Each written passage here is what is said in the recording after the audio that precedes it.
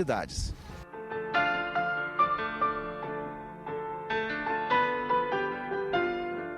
Na década no final da década de 70, o movimento negro resolveu fazer um primeiro protesto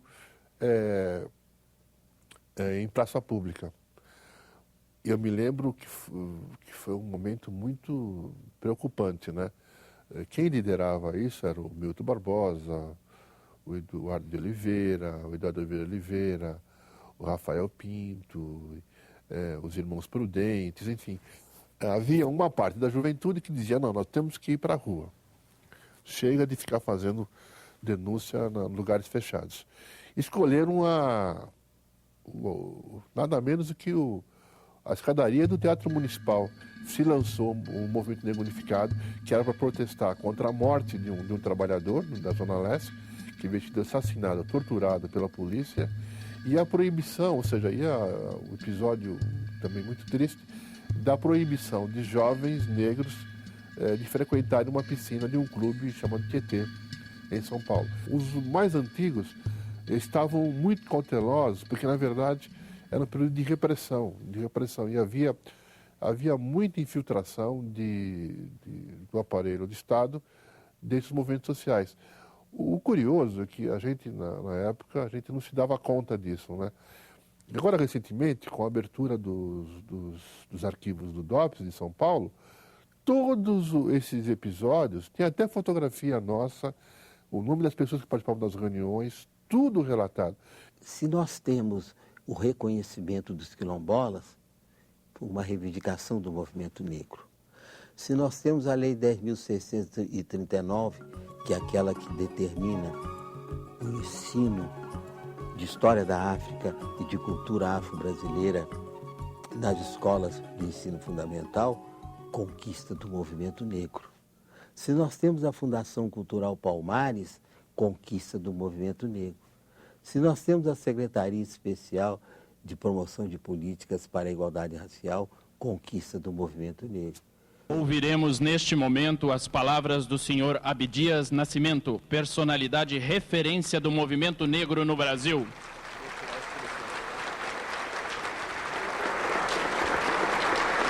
Eu invoco Exu, o Deus da palavra e da comunicação, para que me inspire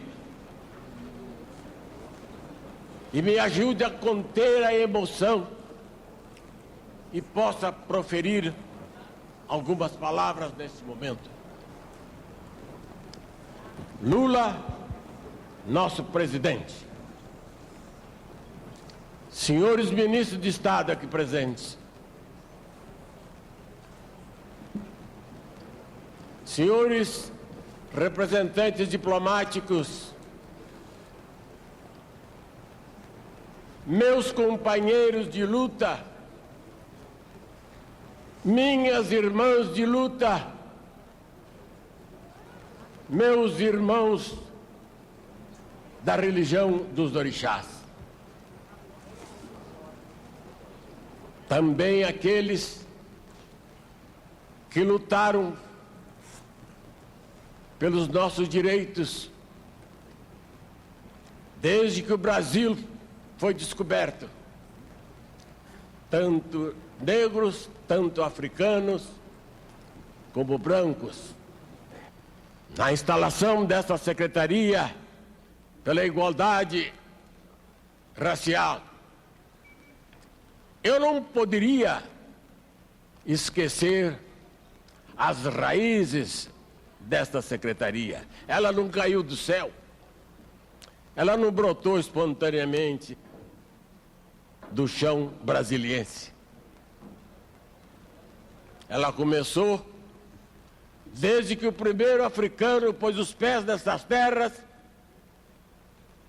desde que o primeiro africano rebelde, o primeiro africano revoltado, iniciou a grande luta quilombista. O Estatuto da Igualdade Racial, conquista do movimento negro. E assim por diante. Agora, nós estamos numa caminhada, tudo isso é um processo, né? Ainda falta muito.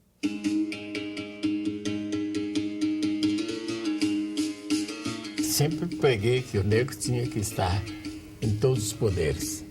Ele devia também estar no legislativo. É assim que eu não somente estimulei a outros negros a se candidatarem a postos no legislativo, e em 83 foi quando eu tive sucesso. Tive 4 anos aí bem agitados e bem produtivos.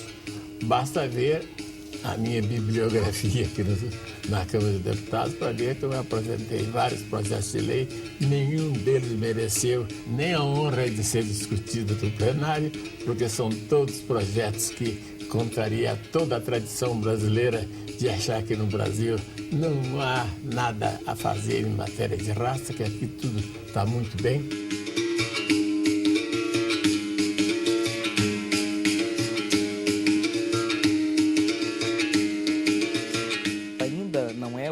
Fácil no Brasil você se eleger em cima de uma plataforma voltada para os interesses ou para a defesa dos direitos da população negra.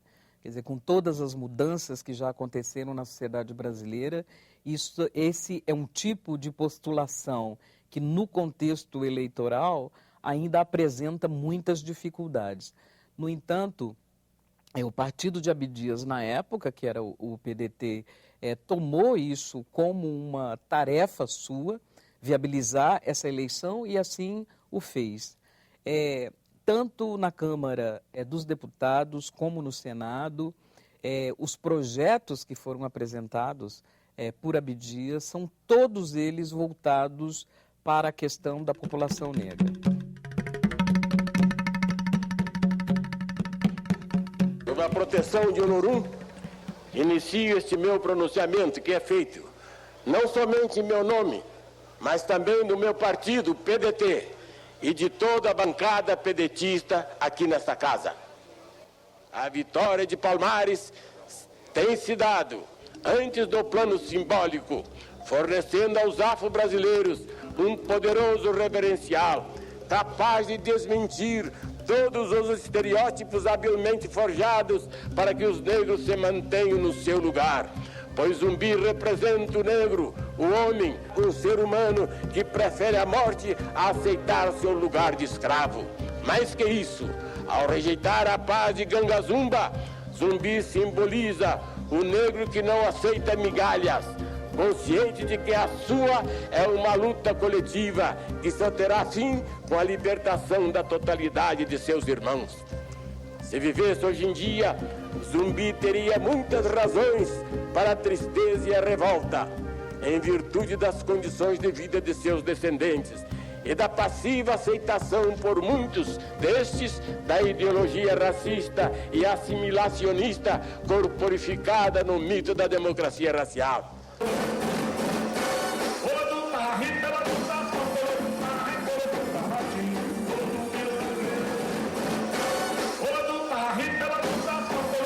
Mas encontraria também motivos de regozijo e esperança pela presença de uma cultura africana que soube resistir às adversidades para se impor, se não de direito, com certeza de fato, como a verdadeira cultura nacional brasileira.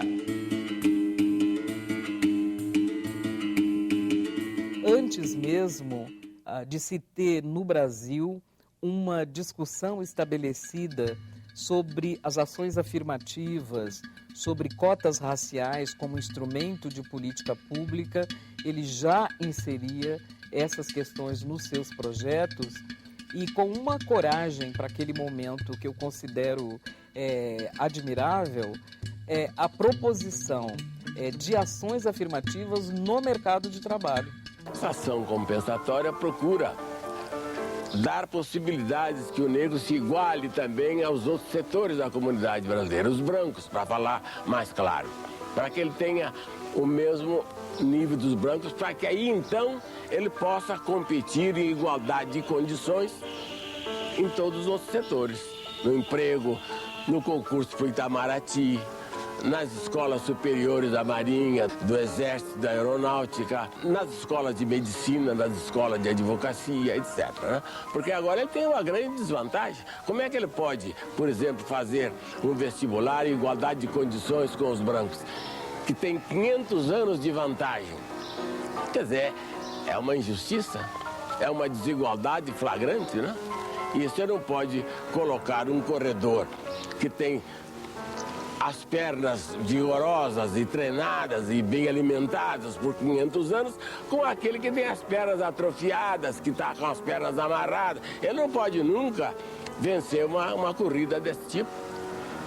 É isso que o projeto da ação compensatória, um dos aspectos visa, né? Ele define cotas para emprego, para a bolsa de estudos, para vagas em várias instituições públicas ou privadas. Ele não visa absolutamente colocar os negros nessas condições ou ocupar essas funções apenas por ser negro. Ele tem que ter competência. Mas para ele ter competência, os poderes públicos, pela Constituição, é obrigado a lhes dar condições de se preparar, coisa que não existe agora. A política de cotas, ela tem, a meu ver, duas facetas que são importantíssimas. Uma delas é aquela que suscitou o grande debate nacional a respeito do racismo, do preconceito, da discriminação, né? O grande debate nacional em função do que infelizmente existe ainda em grande parte da sociedade, que é o racismo contra negros e negras. Abriu-se o leque da discussão. De outra parte, a política de cotas permite que negros e negras possam ingressar na universidade.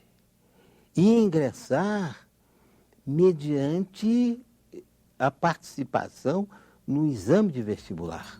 As cotas nada mais são do que uma grande denúncia. Uma denúncia de que o nosso país, o Brasil, que nós tanto amamos, esqueceram desses filhos. Essa pátria não amou com igualdade esses diferentes, para dar a mesma oportunidade. Então, o que se precisa é oportunidade, porque a inteligência já existe, a capacidade intelectual aí está. O que precisa, na verdade, é essa grande oportunidade. A cota, ela denuncia, né? As cotas denunciam, e faz com que também essas pessoas provem, e ela, infelizmente, ainda tem que provar alguma coisa nesse país, e tem provado, porque os cotistas têm tido as melhores performances, os melhores resultados, as melhores notas na ocupação desses espaços que estão sendo garantidos. O Estatuto da Igualdade Racial, ele define uma posição do Estado brasileiro na promoção da igualdade a partir de negros e negras. O Estatuto contempla os quilombolas, o Estatuto contempla um desempenho mais eficaz naquilo que se refere à saúde da população negra.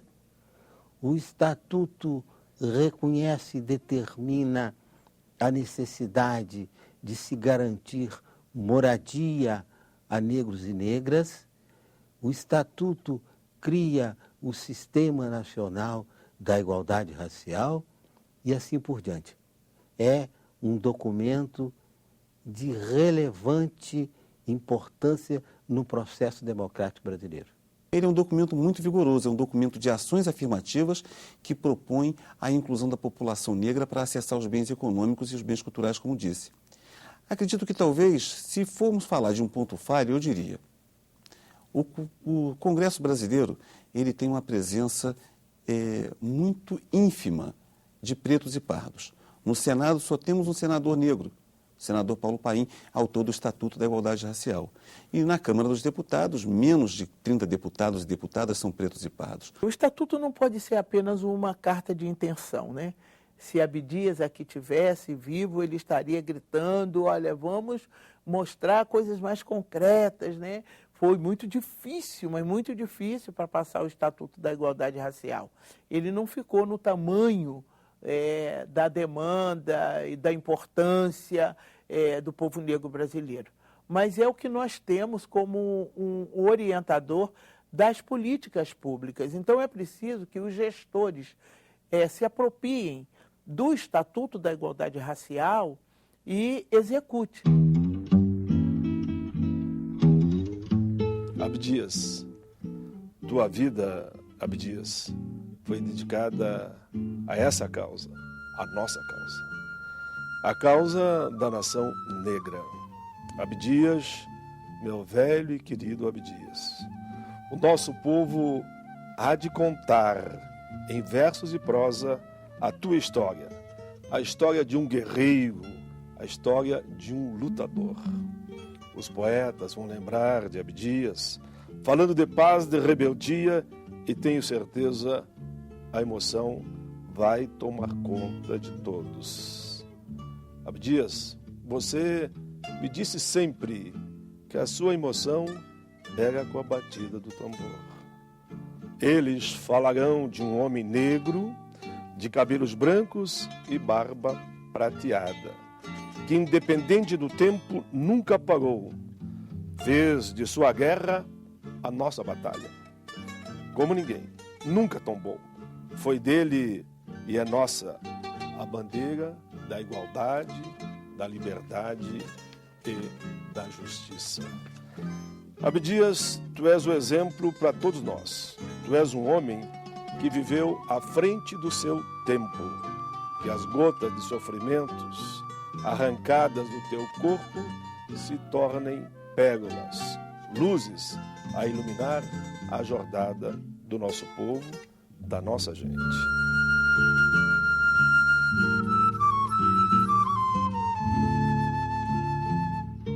Nós temos assistido à marginalização permanente do negro nos níveis de poder.